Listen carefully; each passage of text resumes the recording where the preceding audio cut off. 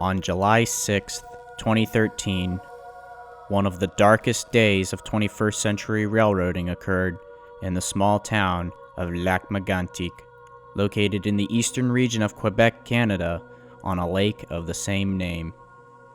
The accident highlighted many issues, from negligence to unsafe business practices, that led to this disaster. And believe it or not, this accident, while somewhat forgotten today, was more crucial than most would ever think. Oui, t'inquiète pas pour moi, ok? Oh mon Dieu! Oh mon Dieu!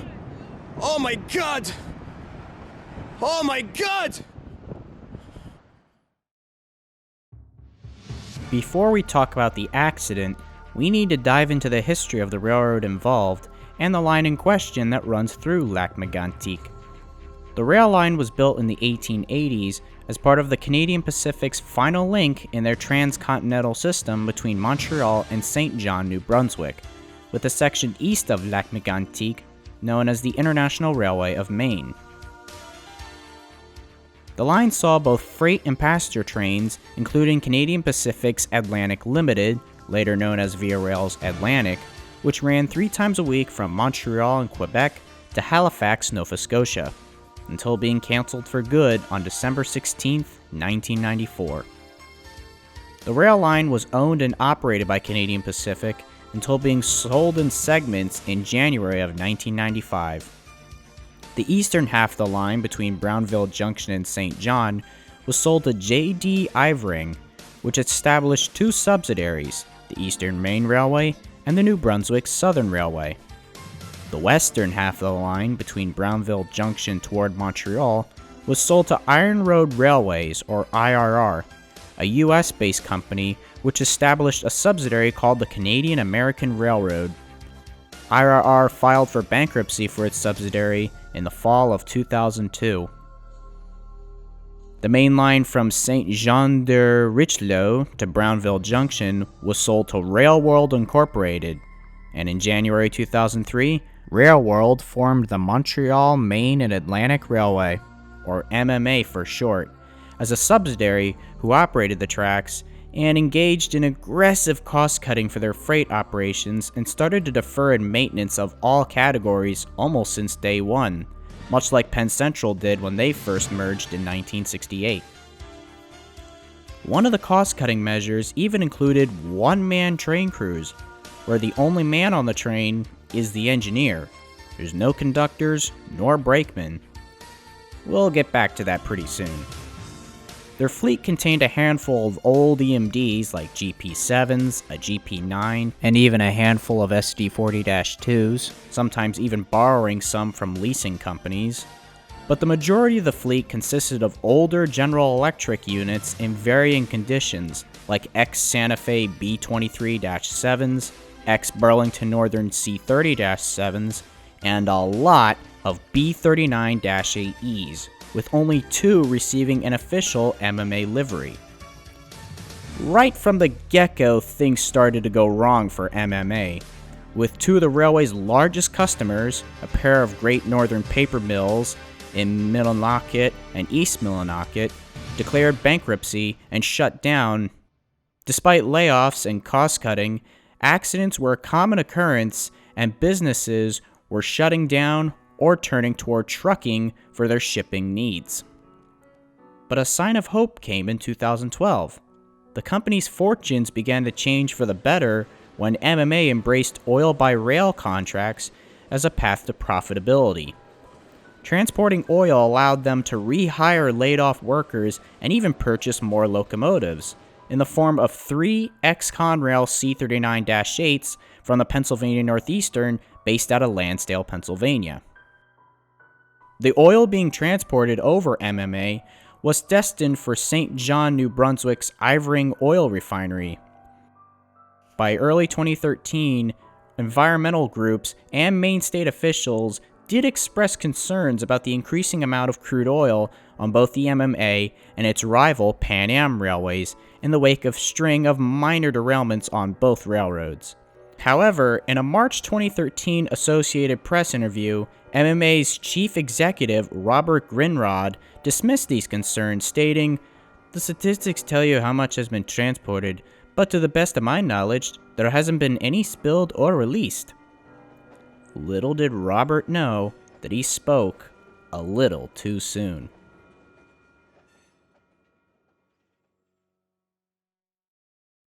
On the night of July 5th, 2013, train MMA-2, a loaded unit crude oil train, arrives at Nantes, Quebec, on its way from Newtown, North Dakota, to the Ivering Oil Refinery in St. John, New Brunswick.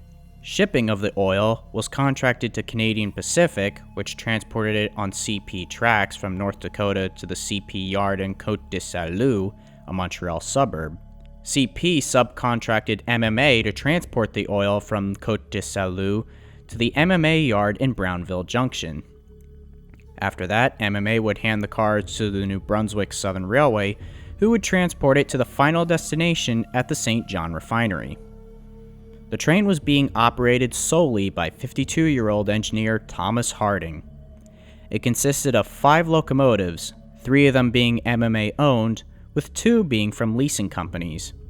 Leading the train was MMA C30-7 number 5017, a former Burlington Northern unit.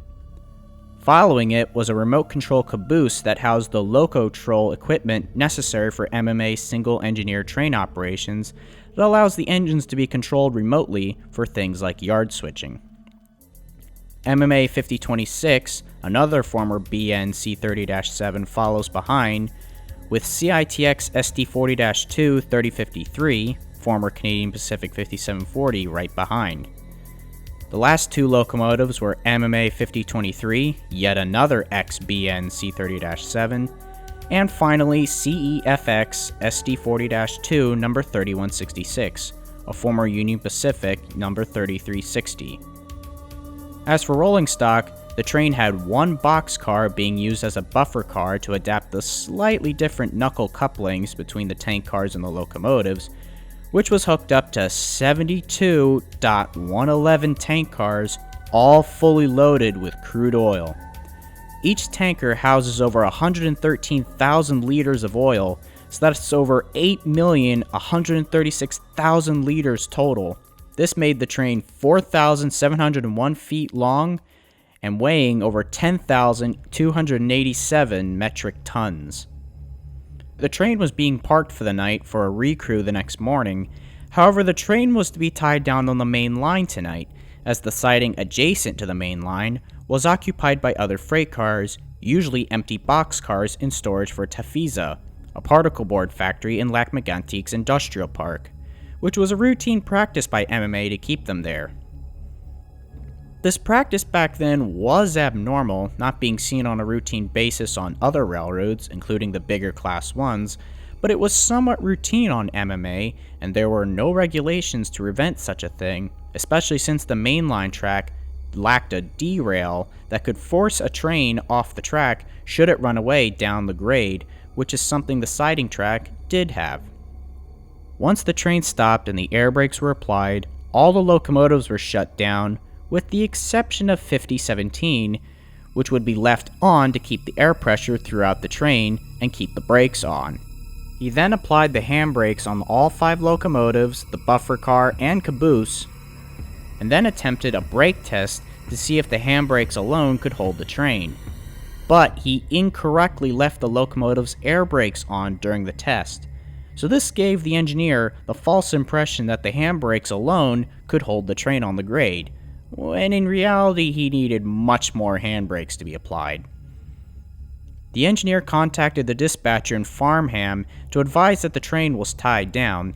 Next, he contacted the dispatcher in Bangor, Maine, to report that the lead locomotive, 5017, had a lot of issues throughout the trip, and that lots of black and white smoke was coming out of the exhaust stack. This would play a very crucial part in the accident for the next few minutes. Expecting the smoke to settle, they both agreed to deal with the situation the following morning. MMA's operating plan was to leave the train parked on the main line, unattended, with an unlocked locomotive cab, along a public highway where it was accessible to the general public, with no additional protection, not even a derail. However, there were no rules against leaving a train unlocked, running unattended, even if it contained dangerous materials and was stopped on the main line on a slope in the vicinity of a residential area. This was because normally when locomotives are tied down, the throttle is put into neutral, and often the reverser and brake handles are removed, so a group of hooligans or whatever couldn't put the train into gear, release the brakes, and let it roll. Of course, that is if the correct number of handbrakes were applied too. After finishing his work, Harding departed by taxi for a local hotel for the night. En route, the engineer told the taxi driver he felt a little bit uneasy about leaving his train with the leader running while it was spitting oil and thick black smoke out the exhaust. He said he wanted to call the US office of MMA in Hemron, Maine, as they would be able to give him more directives on what to do about it. The taxi's driver, Andre Takade, described the engineer as being covered in droplets of oil, which also covered the taxi's windscreen as it was waiting to pick him up. While being covered in oil or soot is not unheard of for train crewmen, in this case, something wasn't right. Witnesses recalled seeing the train seemingly unattended and in a bad state around 22:45 that night. People driving on the road that parallels the rail line near Nantes recalled having to slow down as they passed the train because of the thick, dark blue cloud of smoke being emitted, as well as the sparks coming from the locomotive's exhaust due to a broken piston in the prime mover. According to the Transportation Safety Board, MMA's dispatcher was warned of the train having issues at the time, but he decided to do nothing about it. Then, all of a sudden, the Nantes Fire Department, as well as a police officer from Lac-Mégantic, responded to a 911 call. Somebody had reported a fire on the 5017, the lead locomotive. That I worked it hard coming up there. She was smoking pretty good when I left her. Okay. Now you're telling me she caught on fire? Yeah, she got on fire. Okay, is somebody up there to take care of it? Or? Yeah, well, the firefighter were there. Yes. And apparently it's dead now. According to the fire chief, Patrick Lambert, we shut down the engine before fighting the fire. Our protocol calls for us to shut down the engine because it is the only way to stop fuel from circulating into the fire. The fire department extinguished the small fire and notified the Montreal, Maine and Atlantic Railways dispatcher in Farnham about what had happened. Strangely though, MMA didn't grant permission to the engineer to return to the scene. Instead, they summoned a track maintenance foreman who was unfamiliar with the operation of air brakes. A baffling decision.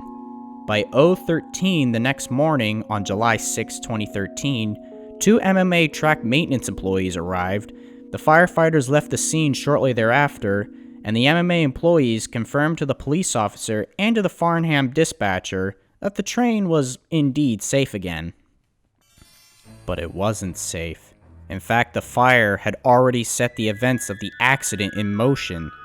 Once the 5017 was shut down, air wasn't being cycled through the train.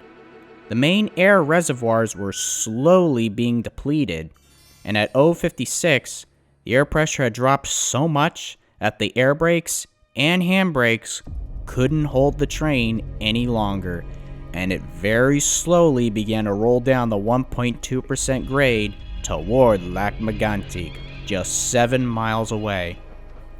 A witness recalled watching the train moving slowly without the locomotive's headlights on, nor hearing the prime movers of the locomotives. Even someone with no knowledge of trains would know something was wrong.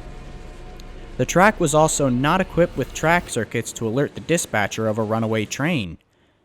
While this was going on, firefighter Jean-Luc Montamy was heading home after helping put out the fire on the 5017. He was stopped at the Quebec Route 161 crossing, located just southeast of where the train began to roll. He stated that the crossing had activated and was warning of an oncoming train, but after waiting for some time, he heard no horn nor saw any trains coming.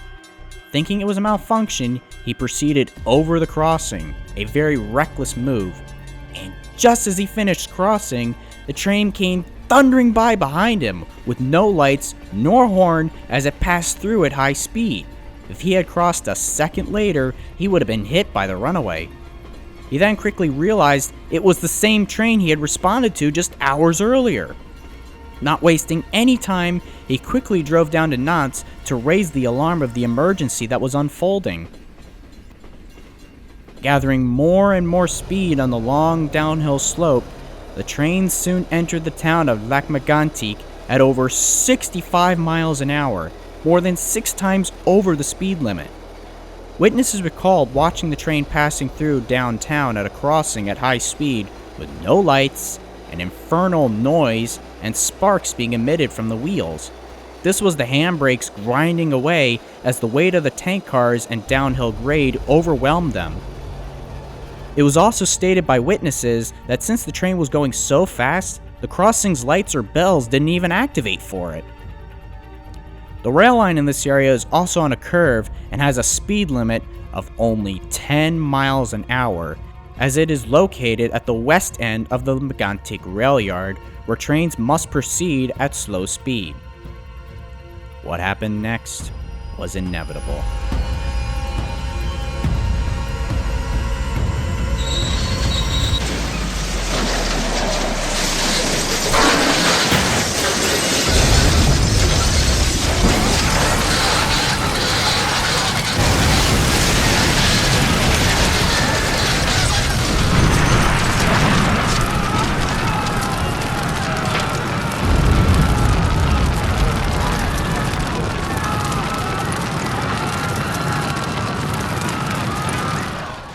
The buffer car and 65 tanker cars jumped the track right in the center of town near the Route 161 crossing at Frontenac Street. The impact breaches several of the tanker cars open, causing about 6 million liters of crude oil to spill out and ignite. People on the terrace at the Music Cafe, a bar located next to the center of the derailment site, saw the tankers derail and fled for their lives as a blanket of oil generated a ball of fire 3 times the height of the downtown buildings in what was described as a tsunami of fire. Between 4 and 6 explosions were reported initially as the tank cars ruptured and crude oil escaped along the train's trajectory. Heat from the fires was felt as far as 2 kilometers away. The glow of the fire was so intense it could even be seen from space, as seen by this infrared image taken by NASA's Sumui NPP satellite. People had to jump from the 3rd floor of buildings in the central business district to escape the fire. As the blazing oil flowed over the ground, it entered the town's storm sewer system and emerged as huge fires towering from over storm sewer drains, manholes, and even chimneys and basements of buildings in the area. 150 firefighters were dispatched to the scene, describing it as looking like a war zone. Some were called from as far away as the city of Sherbrooke, Quebec, with as many as 8 trucks carrying 30 people being dispatched from Franklin County, Maine, in the United States. The engineer of MMA2 had no idea what the hell was going on, but was sure his train was still parked at the top of the hill at Nantes. Yard is gone.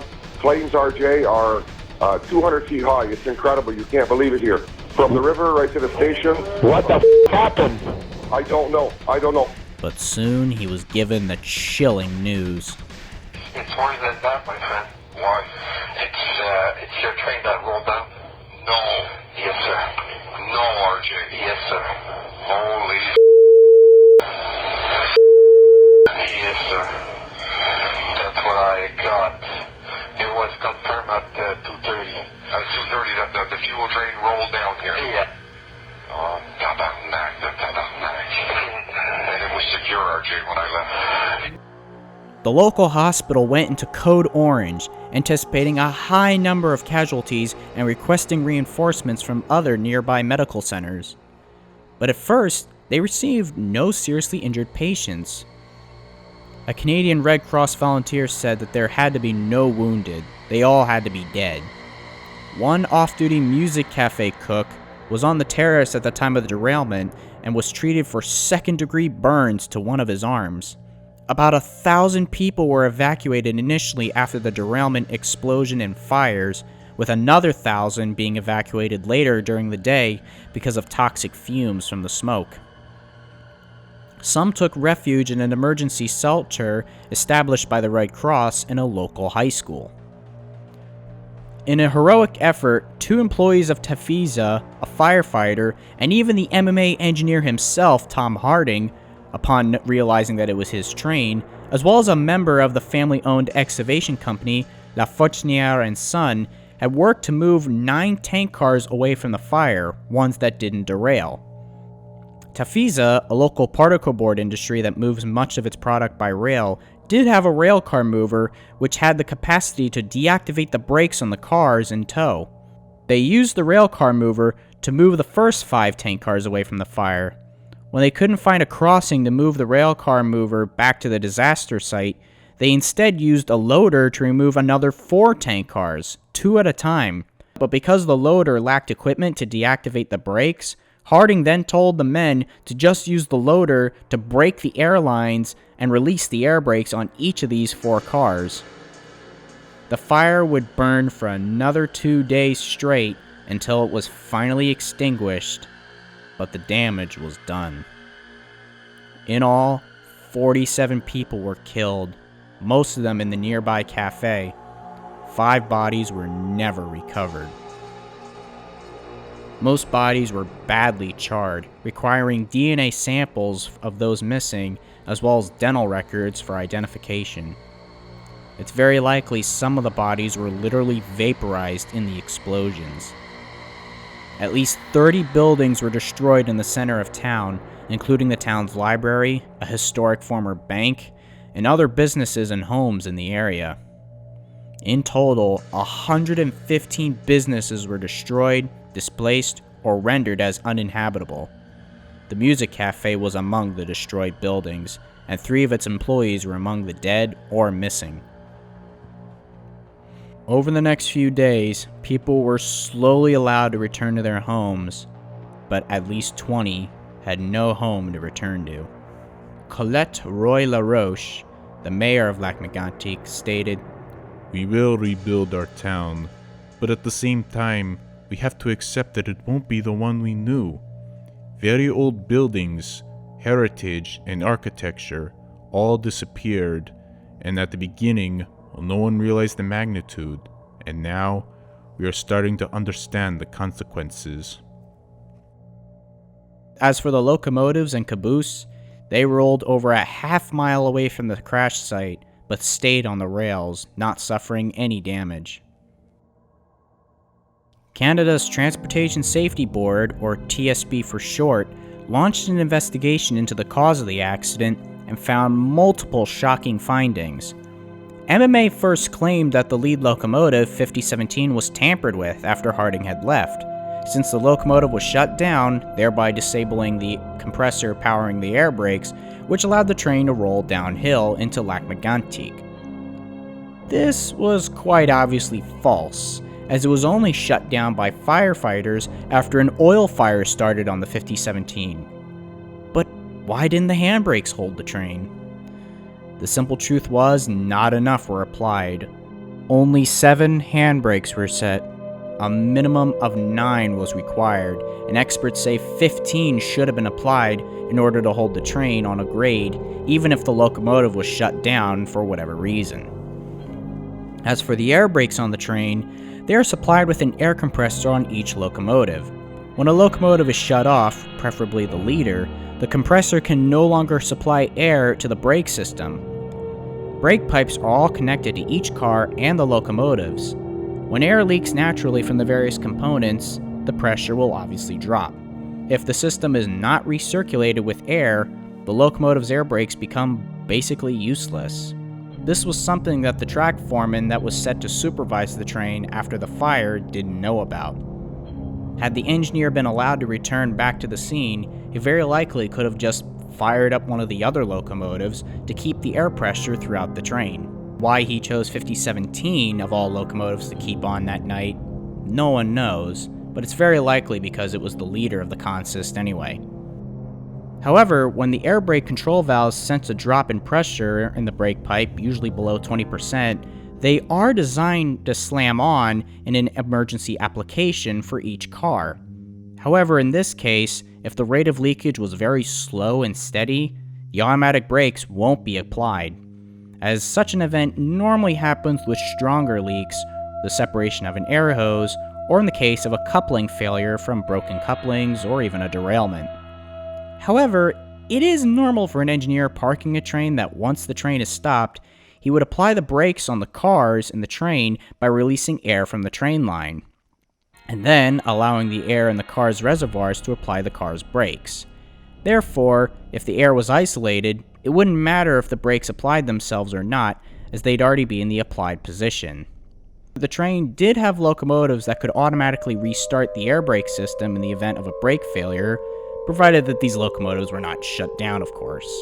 Also, the TSB found that the reset safety control on the lead locomotive was not wired to set the train's brakes on in the event of an engine failure, rendering it pretty much useless. The train could have had a stabilization test performed, but we're going to get to that very soon. As for the locomotives involved, remember how the engineers said the 5017 was having issues? Well, its problems began more than 8 months before the accident. In October of 2012, 5017 was sent to the MMA's repair shops following an engine failure. Because of the time and cost for a standard repair, the fact that finding parts for older General Electric models is rather difficult, not to mention costly, and the pressure to return to the locomotive to service as soon as possible, the engine, instead of receiving a professional repair or being sent to someone that could fix it, they instead performed a very temporary, improper repair by using an epoxy-like material that lacked the required strength and durability of the conditions the locomotive ran in. Unsurprisingly, this quickly failed while in service, leading to issues such as engine surges and excessive black and white smoke out the exhaust. Eventually, the oil pump failed, and oil began to accumulate in the body of the turbocharger, where it overheated, broke a piston, and eventually caught fire on the night of the derailment. While turbocharger issues are not uncommon on General Electric models, such as the C30-7, this kind of mechanical fault was just caused by pure ignorance, instead of the locomotive just aging on its own.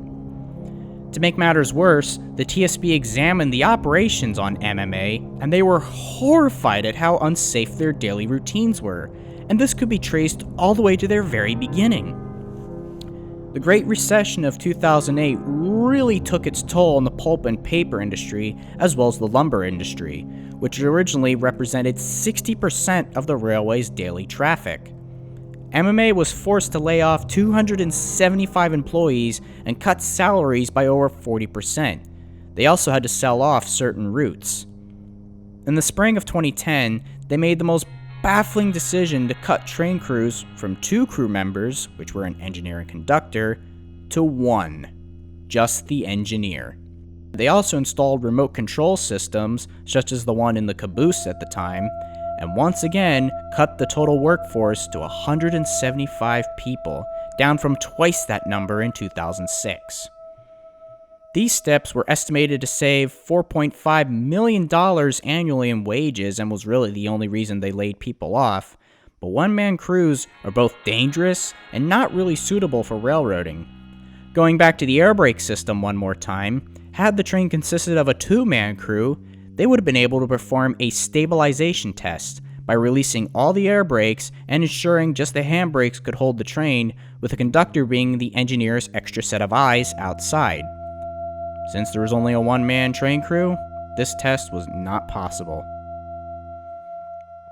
There are hundreds of other reasons why single-man train crews are a danger, such as making it easier for vandals to sabotage and commandeer the train and make it a runaway, the ability to perform roll-bys to detect issues, the chance the engineer can get distracted, and many, many more.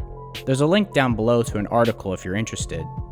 MMA also had a very high rate of accidents, mainly due to bad track, and frequent cost-cutting measures meant proper track maintenance couldn't take place, much like Penn Central's operations in the early 1970s.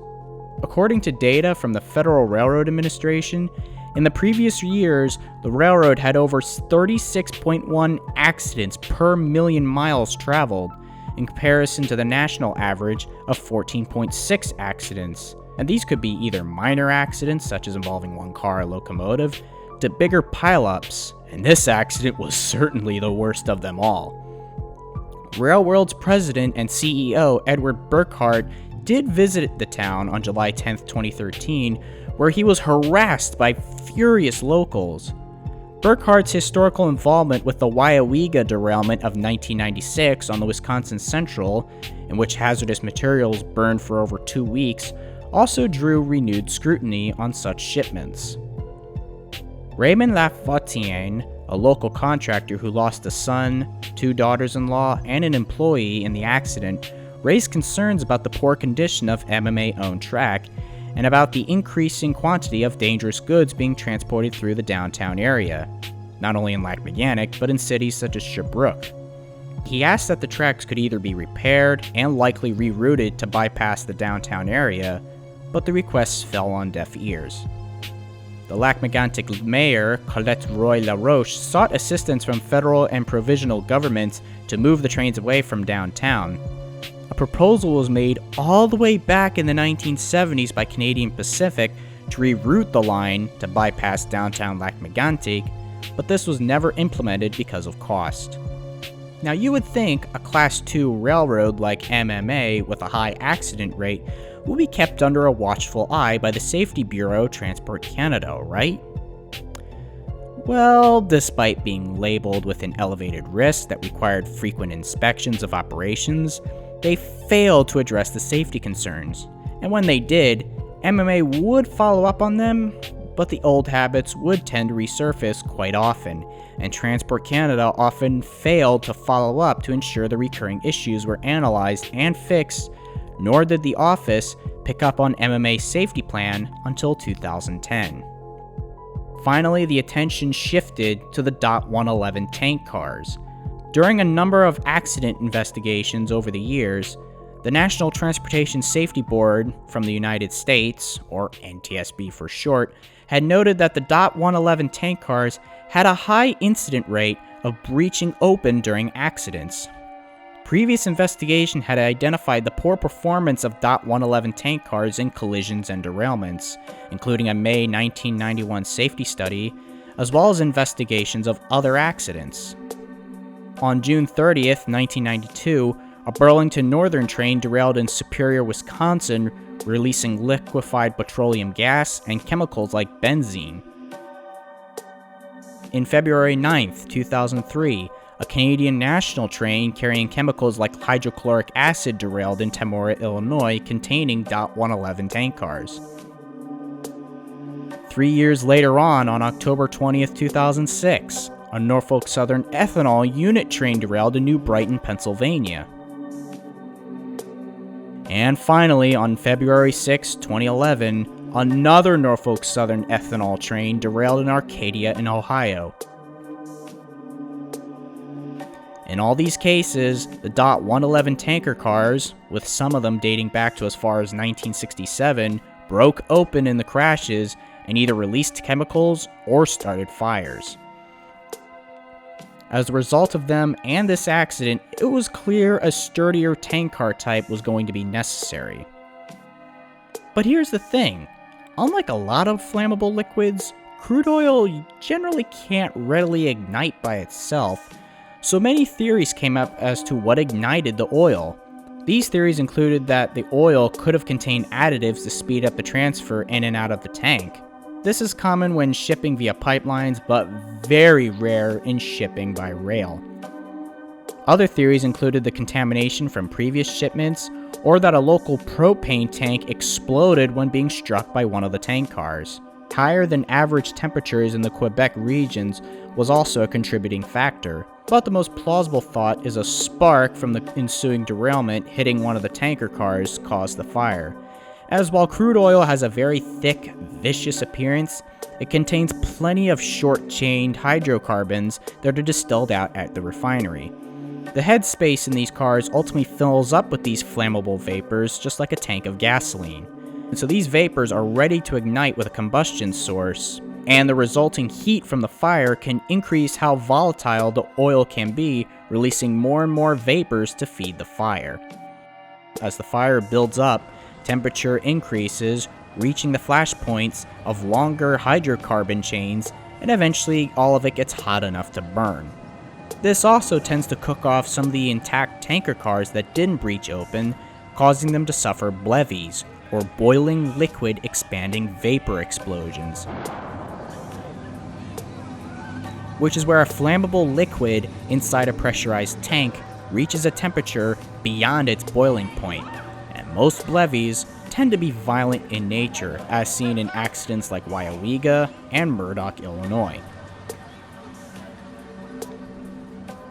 The Transportation Safety Board released its final report in August 2014, identifying 18 different causes and contributing factors, but the main ones were the poor condition of locomotive 5017, not enough handbrakes being set on the incline, MMA's negligent business practices, and finally Transport Canada not ensuring that safe operations were present on MMA. As a result of the accident, on May 12, 2014, the Montreal, Maine and Atlantic Railway was charged with 47 counts of criminal negligence.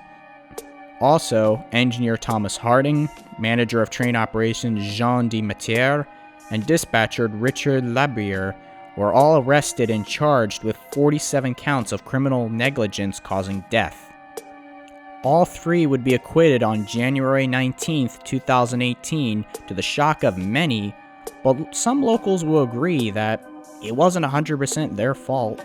They weren't killers. They didn't maliciously make the train run away. However, that doesn't mean they were fully cleared from any responsibility for the accident.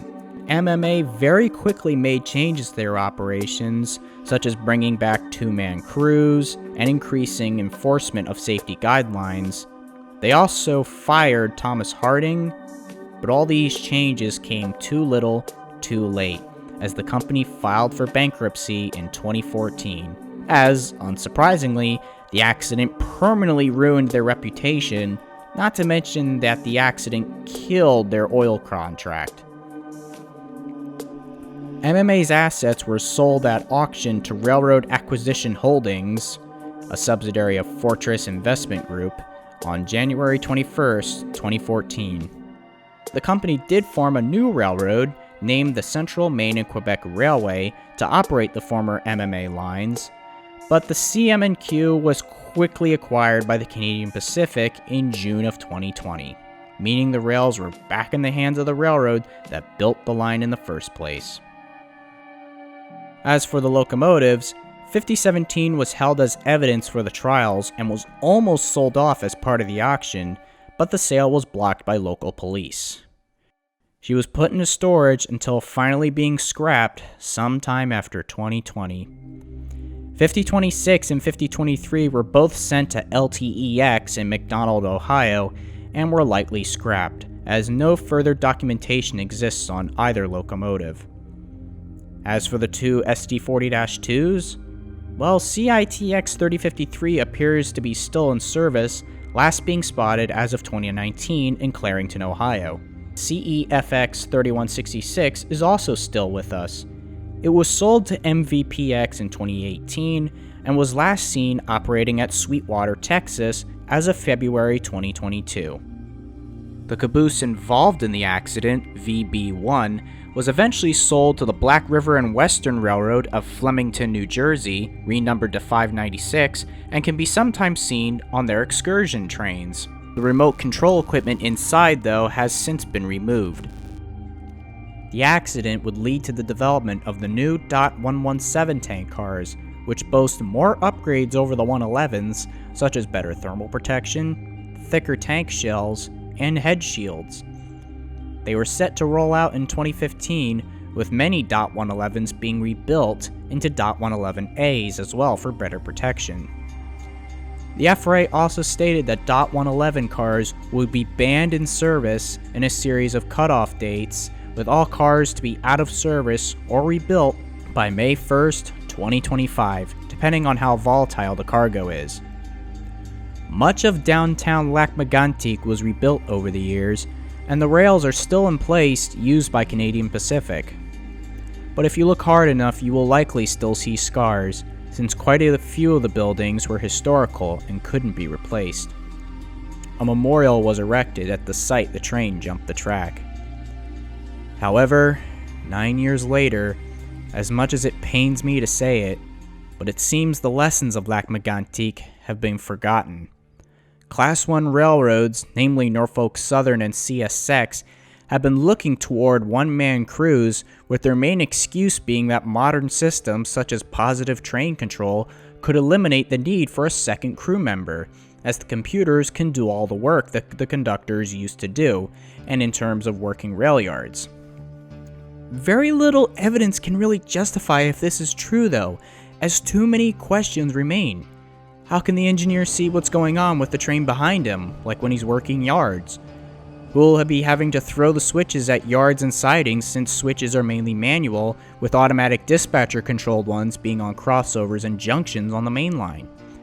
Would the engineer lose his second pair of eyes during roll-bys if a defect detector wasn't working or if it issued a defect? The lone crew member would also not only have to operate the locomotive, but he'd also have to do all the talking on the radio, not just with the dispatcher, but with signal maintainers, gang foremen, other train crews, etc. The single operator would also be responsible for properly giving a visual lookover or roll-by to other trains that are met and passed, which requires one of the trains to be stopped while the other one, well, rolls by. And the single crew member would also have to be responsible for all the paperwork, including the train's manifest and the position of all the hazardous materials or sensitive loads on the train. Currently, these duties still fall onto the conductor, thereby alleviating the engineer from multi-layer distractions, work overload that can cause the engineer to take his attention away from the immediate task at hand, running the train from point A to point B. The mentoring aspect between conductor and engineer would also be lost, as conductors have to train hours upon hours on the job with brake systems, signal aspects, and more before they can even be trusted behind the throttle and be promoted to engineer. There's also plenty of distractions that can cause an engineer to miss something, or the engineer wouldn't even be able to do basic things like trying to run the train while needing to either get himself a drink, needing to go to the restroom, etc. There's many more problems that can be listed, but if I listed them all, we'd be here all day. The point is, unlike a subway, bus, or even a semi, trains can't run with just one crew member. Even passenger trains need a conductor and of course trainmen to collect tickets. Bottom line is, if it didn't work out for MMA, it certainly wouldn't work for all of America's railroads. Trains have gotten longer and heavier thanks to precision scheduled railroading, combining medium to large trains of 80 to 120 cars into 200 to nearly 300 cars long, sometimes stretching beyond 20,000 feet. That's a lot of responsibility for one man to do. Some sources even say autonomous trains are the way of the future, just like autonomous cars. But again, there's too many problems against it, and there's way too much money that needs to be set to make autonomous trains possible. There's also the question, what would happen if an autonomous train with no engineer hits a person or a car? The robot likely wouldn't see a car or person on their little track circuit, or trip optimizer as they call it. So the idea of crewless trains will likely stay in the form of yard switchers in huge yards, such as Conway, Pennsylvania. On top of that, railroads, like Norfolk Southern, have also reintroduced the idea of tying trains down on the main line, mainly because of crew shortages, lack of room in yards, or more, and in some cases, like here on the Norfolk Southern Harrisburg line, these trains, mainly in the form of unit commodity trains, can sit for hours or days, and while advancements in technology may make runaways a thing of the past, there's still that constant threat of one still occurring. Sometimes, some dispatchers ordered trains to tie down on the side of a freaking mountain. In your current location, is there any way for you guys to cut away and tie down that power? Not gonna happen without a helper on the rear, pal. I don't know where you came from, but you've never been out here. Clearly. I'm just asking if it was possible. That's why I'm asking. No, you should not be stopping these trains on this mountain. There's a mountain up here. BNSF, though, while not embracing signalman crews just yet, have still implemented an outrageous attendance procedure that treats the employees like robots, where you must be available for 28 days straight, and if you have to take off work for any reason, such as being sick, family emergency, wedding, whatever, you'd earn points against you, and if you earn enough points, it could lead to a suspension without pay, and with enough suspensions, you'd lose your job. Thankfully, smaller railroads such as the Reading and Northern, Florida East Coast, and the plethora of short lines across the country don't pursue such stupid ideas for various reasons, mainly because they're run by actual railroaders, not government officials or stockholders. But it still leaves one to wonder, could a disaster like Lac-Mégantic be on the horizon once more?